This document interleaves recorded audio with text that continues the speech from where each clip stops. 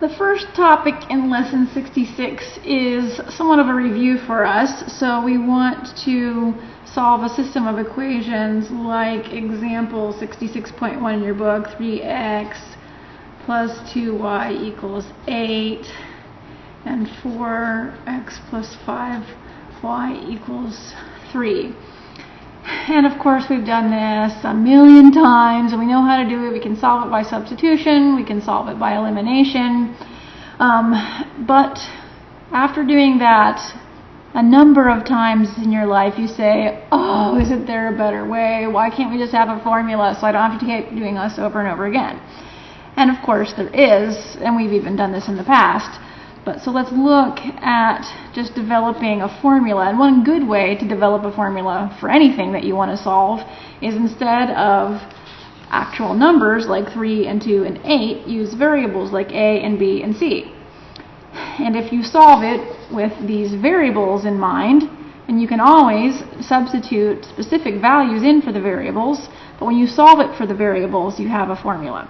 So let's go ahead and solve this using the variables, and then we will have a formula so that we never have to worry about substitution and elimination again if we don't want to. Okay, so of course, but at this point we need to either use substitution or elimination to solve this system. So you can choose either one. Let's go ahead and do, let's do elimination. It's my favorite. Okay, so let's just go ahead and we'll eliminate the x variable. Okay, so we will multiply this one, we'll multiply times d, so we'll have ADX plus BDY equals CD, and then this one we'll multiply by negative a so that we can add them. So we'll have negative ADX minus AEY and negative AF. And now if we add these up, these go away. So we'll have BDY minus AEY. And here we will have CD minus AF. Now we want to figure out what y is, so let's go ahead and factor out the y. So we'll have y times BD minus AE. Still that's CD minus AF, and then we can divide both sides by the BD minus AE, so that y equals CD minus AF over BD minus AE. Okay, so that is our expression for y. And I almost think rather than substituting this in for y in one of these equations, it might actually just be easier to eliminate y and solve for x to figure out the solution for x. So let's go ahead and do that because I think that's easier than substituting this in, finding a common denominator. That's going to be a nightmare.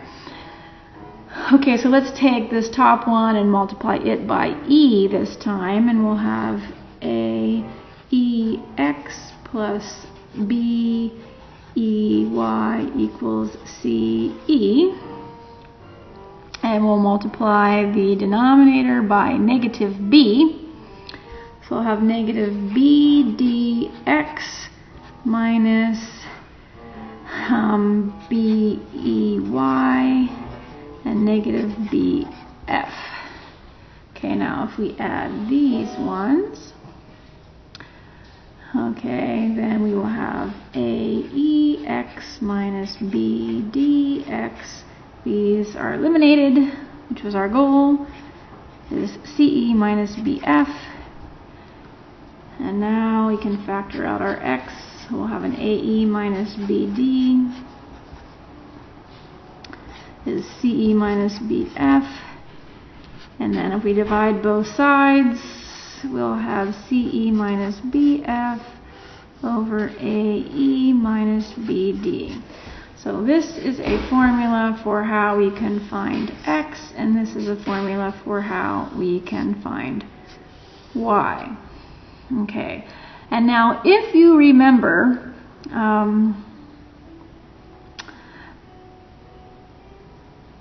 I guess we did this last year, we can also use Cramer's rule. So if you look at these, remember that this, well, actually these don't look exactly the same, do these? Let's modify this one that we wrote. Let's switch the order of these so that the denominator is the same. So if we take a negative out of this one and write this as AE minus BD, and now put that negative up here,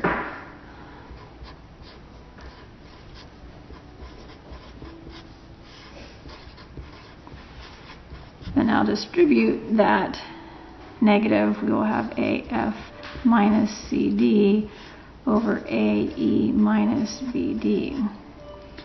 And if we use this form for Y instead, well, that one will look a lot more like what you probably remember using Cramer's rule. So remember Cramer's rule, we use determinants, like we put these numbers in a matrix and took the determinant of the matrix. So notice that we have the A and the E and the B and the D. You would put those into a matrix and then take the determinant, the product of those two minus the product of these two, and that's always on the denominator. And then the numerator, we had the C and E and the B and F, but really you just take that same matrix, but when you're solving for X, you eliminate the X column in your matrix and you put the C and F in their place. And so you'd have a matrix that looked like C, F, B, E. And when you took the determinant of that, you get CE minus BF. That would go in the numerator. So that determinant is what goes in the numerator up there. And then remember, for the numerator, for solving for Y, we eliminate the Y column and substitute the C and F. So you'd have a matrix that looks like A, D, and CF. Take the determinant of that, and we'd add an AF minus CD. And that determinant is what would go up there. So we've seen this before, and if it's convenient to write them this way, and that way you don't have to do the substitution and the elimination every time. You just have these nice little formulas. That's why Cramer's rule is so nice, is that you can just stick in the determinants of your matrices and solve the equation, and you don't have to do the substitution or elimination and go through that every time you want to solve a system of equations. Okay, so then, now that we remember all of that, let's go back and use those formulas to solve for X and Y. Okay, so X and Y. Both of those had the same denominator. So let's just do the denominators first. So the denominator was the determinant when we used just 3 and 2 and 4 and 5 in that matrix and took the determinant. So we would have 3 times 5. And we would subtract 2 times 4. And we'll have the same thing both places. And if you wanted to go back to our formula, you know, this C is, oh, sorry, I'm on the denominator. So A is 3, E is 5, so that's the AE, minus B, which is 2, and D, which is 4. Okay, so you can use this little formula that you made, or you can think of it as Cramer's rule, because that kind of is more helpful, I think, if you remember that. Okay, and now for the numerator, for the X, let's remember you take out these and you put in the 8 and 3 in their places. Let me go ahead and even write that down. We'll have the 8 and the 3 in the places of X, and we'll still have the 2 and 5. We'll take that determinant, so 8 times 5 minus 2 times 3. And then to find the numerator for y, we're going to eliminate the y's. So we'll still have the 3 and 4, but instead of y's, we're going to put in the 8 and 3. Take that determinant, and we'll have 3 times 3 minus 8 times 4. Okay, so the answer, the value for x should be 40 minus 6, or 34, over 15 minus 8, which is 7. And for y, we have 9 minus 32, which is a negative, what did I say, 9 minus 32, 23. And again, we should have a 7. Okay. So, imagine how yucky it would have been if we did substitution and we had to do that 34/7 and find that in the negative 23/7. So it's so much nicer to have a formula. Okay, so hopefully that is just a little bit of review and you remember doing this before. Almost the most difficult part of your homework exercises are going to make you go through the process of, you know, taking a general formula like this and figuring out how to find the formula. I know that seems painful, but going through that process is good because there will be other problems in the future where you're saying, oh, I just wish I had a formula. And if you know how to develop a formula yourself, that is a very good thing to be able to do. Instead of having specific numbers, you stick in variables and solve it for the variables, then you have a formula that you can always use. So going through the process of developing a formula is good practice. I know it might seem tedious and you say, oh, you already did it right here. But you should still go ahead and go through that process so that you're comfortable with developing your own formulas when you have to. Okay, so that is the first topic. And the next thing we want to do is yet again revisit our graphs of sines and cosines. So this is the very last version of our general form. So just a little bit of review. When we have a sine or cosine function written out like this A, this one, either if this is a sine or a cosine function, this is the center line. So when you have some value plus and then some expression involving a sine or cosine, that thing that gets tacked on at the end, really that's associated with the y variable, right? And so that gives us our center line. And then the coefficient that's on the sine, in front of the sine or cosine, this gives us the amplitude.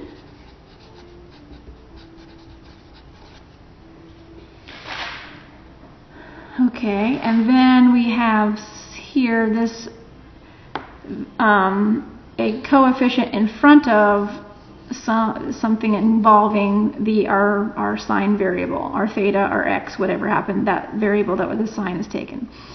Okay, so this right here is related to the period. In particular, it is 360 divided by the period. So this number is determined by the period, or if we already know what the period is and we need to write the function, we can use that to determine what that coefficient is. And this, of course, is our variable, so the last issue here, this is our phase angle.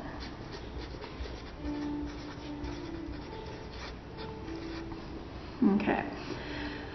So, if we are given specific numbers in here, then we just make sure that we use those to figure out where our center line is, what our amplitude is, what the period is going to be, and what the phase angle is, and then we should be able to easily draw the graph.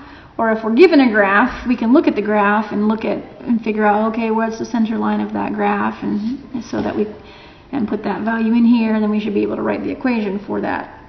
So either we should be able to go both directions. So let's go ahead and start by, given an equation like this, we want to actually draw the graph. Okay, so one thing that we'll notice is that it's not exactly in this form. So we do have an A, which is 3, we have a B, which is 2, but this is just written as 3 theta minus 135 degrees instead of some number times theta minus some angle. Now we want to make sure we put it in this form. This should just be a theta all by itself for this to be the phase angle.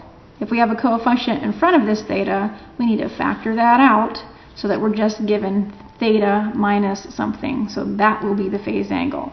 So we need to massage this just a little bit to make sure that it's written in the form, in the correct form.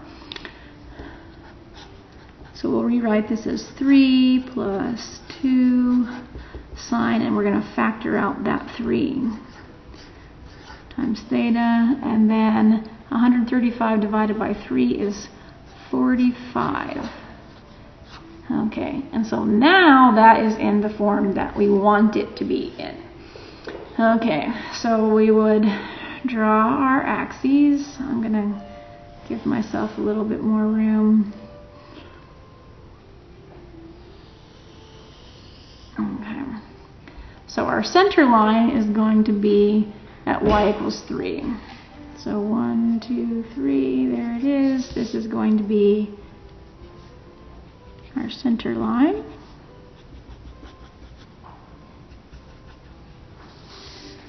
Okay, and we know that the amplitude is going to be 2.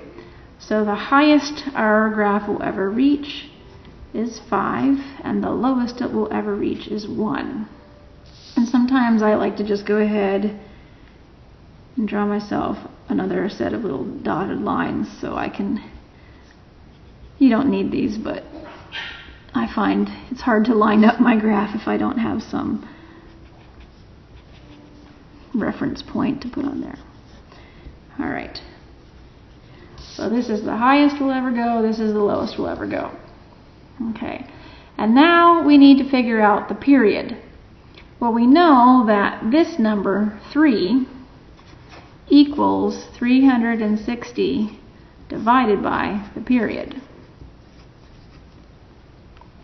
Okay, which means the period is 360 divided by 3. We just swap the order of those. This is like a 3/1, right? So you can just swap those.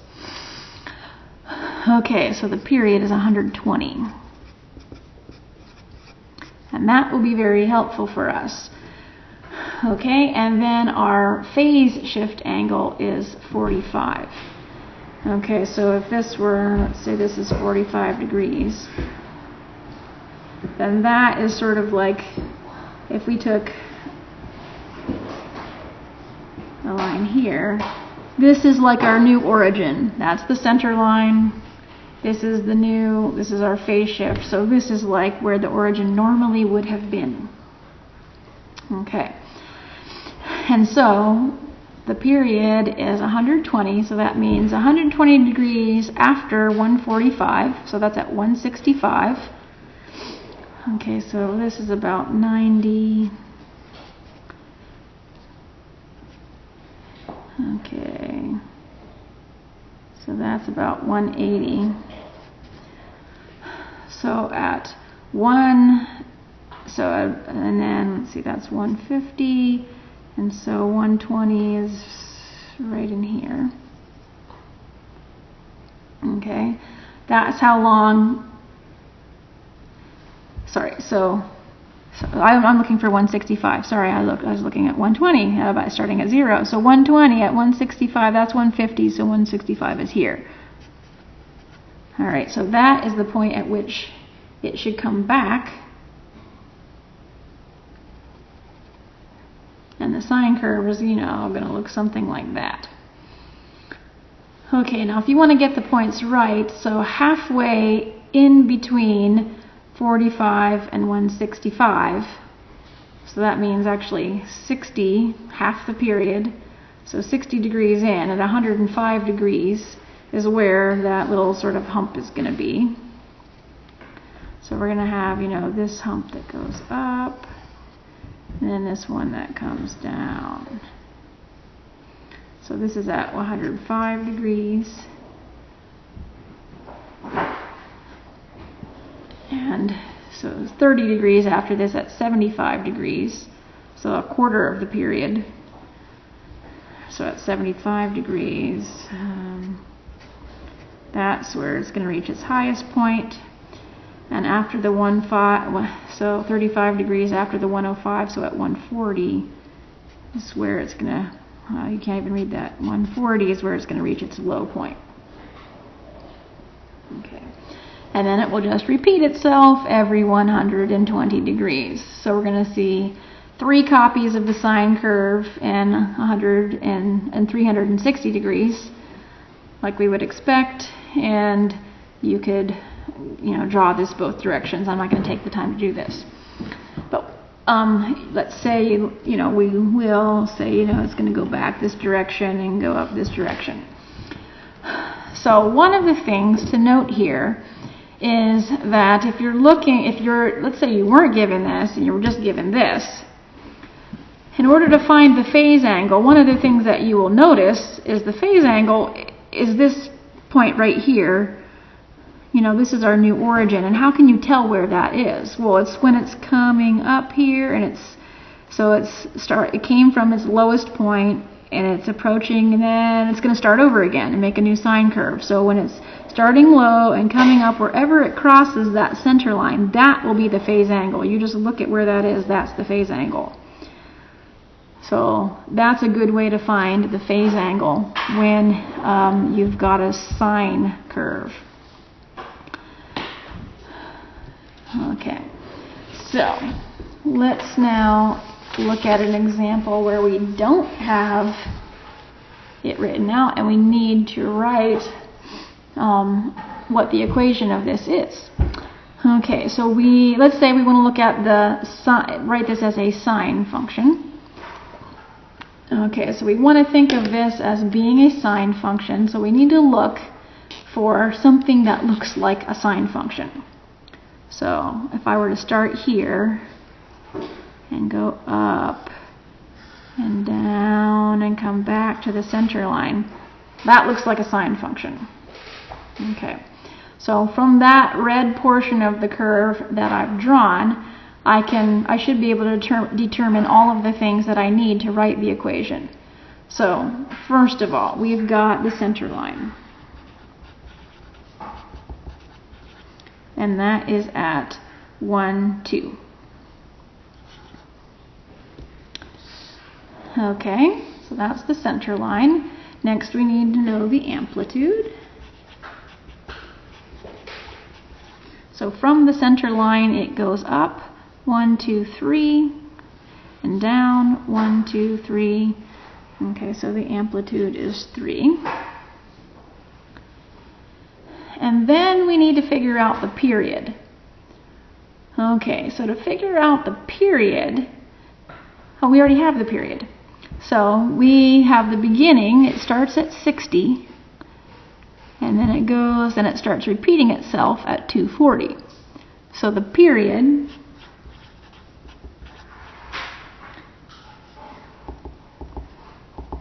is the end, 240, minus the beginning, 60, or 180 degrees.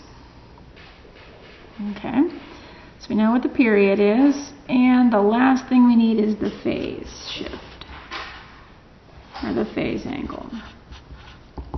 Well, remember, the phase angle is just wherever it starts repeating itself. So we'll probably use this 60 degrees as opposed to 240. I mean, either of those would work, but usually using the smaller angle is more desirable. Okay, so our phase angle is 60 degrees.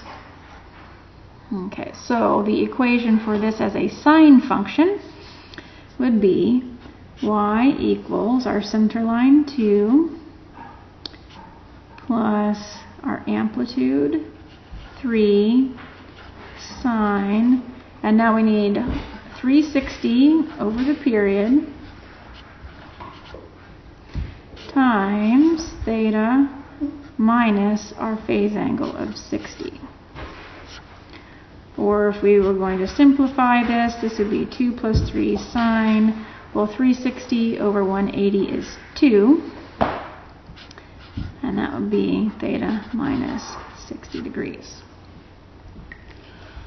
Okay, so that's how we would write the equation of that graph as a sine function. Let's say instead we wanted to do it as a cosine function. Well, as a cosine function, we'd have to look for something that looked like a cosine, right? So if we were doing a cosine function, we'd look where did it reach its highest point, and then trace down in this way. All right. So our center line, if this is the way we were looking at it, is obviously still the same thing too. The amplitude is still the same thing. It's 3. The period, I mean, hopefully you can see we're going to get the same thing, but the way that we would calculate it is a little bit different. Okay, because here we'd say, okay, well, it reached its high point at halfway between 270 and 300.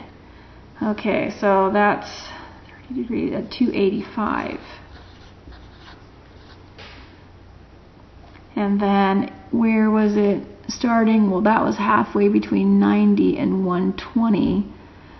So that's 15 at 105. Okay, now if you subtract those, again, we get 180 degrees. So it is the same, but the way that we figured out the period is we looked at the beginning point and the end point. Okay. And then our phase angle. So this time we have to look at, where the new, at this point right here, where the new cosine curve. So that will be wherever it reaches its high point.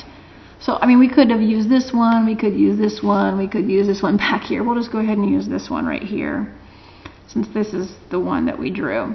But that's going to be at that 105 degrees, halfway between 90 and 120. So our phase angle is 105 degrees. So if we were to write this as a cosine function, we would do y equals 2 plus 3 cosine, and again our 360 over 180, we already know it's 2, so I'm just going to write that in there. And then it would be theta minus 105 degrees. Okay. Clearly it's a little bit easier to write this as a sine function than as a cosine function, but you could write it either way. Okay. And we'll go ahead and do just one more of these. This is an example from your book. And we need to write this one as both a sine function and a cosine function. Okay, so the only sine function, we're going to start here.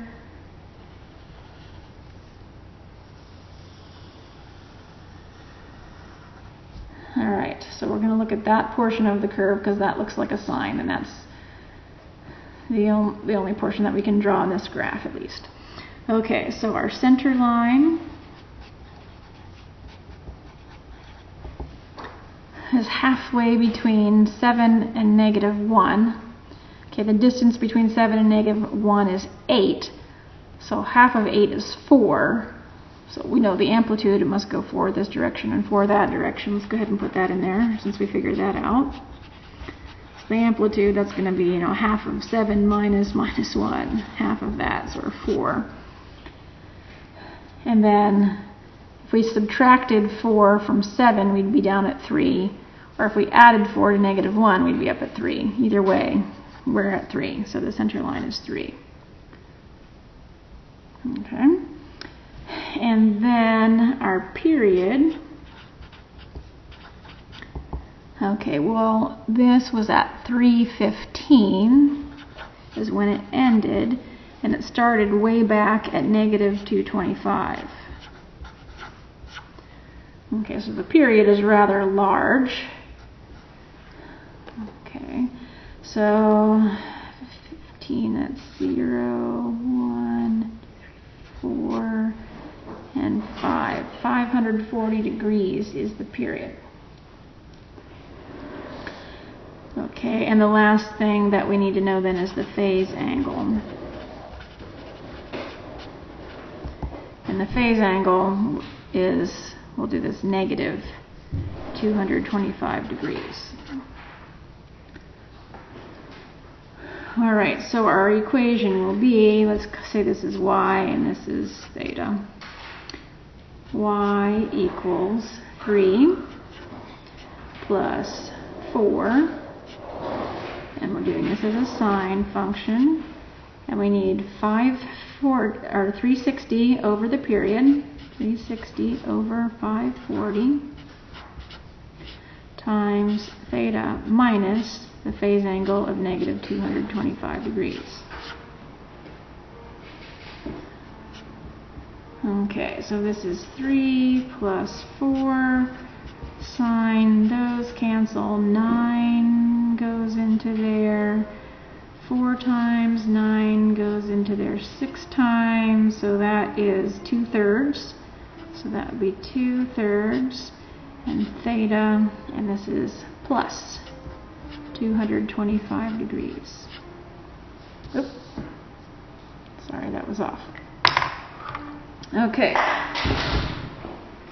so that should take care of writing it as a sine function. And now let's write it as a cosine function. Okay, this is its high point. It comes down and up here. So that would be the cosine function. So again, our center line, we already figured that out. It's 3. The amplitude, we already figured that out, is 4. The period, I'm just going to go ahead and write down how we found that. It's going to be 450 minus negative 90. So 450 plus 90 is 540. Okay, and then our phase angle for cosine is going to be this negative 90, where it started looking like a cosine function. So different phase angle for the cosine function. Alright, so we will have y equals our center line 3 plus our amplitude 4. This time we're using cosine.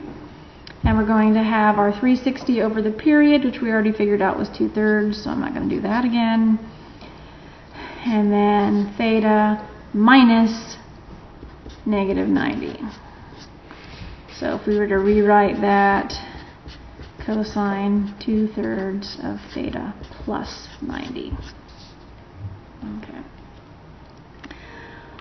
Alright, so you should be able to graph or write the equation of any kind of sine or cosine function ever given to you. And the nice thing about looking at these is you never have to write them as negative cosine or negative sine. You can always use a plus in here. So that's nice. Okay, so have fun with those, and let me know if you have any questions.